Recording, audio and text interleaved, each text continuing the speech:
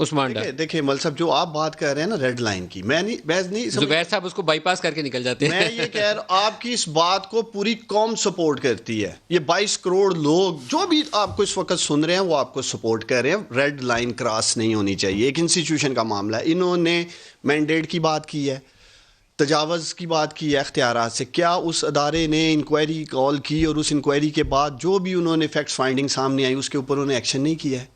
اب میں زبیر صاحب سے پوچھنا چاہتا ہوں. کوئی ایکشن نہیں کیا. زبیر بھائی اب سن لینا ذرا. خواجہ ہمیں یہ نہیں پتا کہ انہوں نے آن ایکٹ کیا تھا. 2 بجے انہوں نے آرمی چیف کو اوپر کال کسی نے کہا تھا پرائم منسٹر کو کیا پتا تھا. کیا بھائی انکوائری ایسے ہوتی ہے؟ کس حیثیت میں آرمی چیف کو آپ کال کر رہے تھے، دعوت دے رہے تھے؟ وہ چیف الیکشن کمشنر کو کرتے، آر او کو کرتے، لوکل جو بھی الیکشن کروا رہے تھے. دوسرا میں آپ کی ہی بات کرتا ہوں، قوم سن رہی ہے.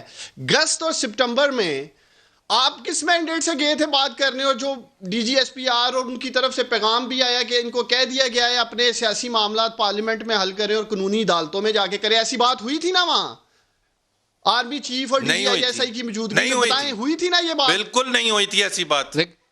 بالکل ایسی بات نہیں. بات کیا ہوئی تھی چاہیے بتا دیں کہ پھر کیا بات ہوئی تھی. زبیر صاحب سے سن لیں کیا بات ہوئی تھی. آپ کیوں ملنے گئے تھے؟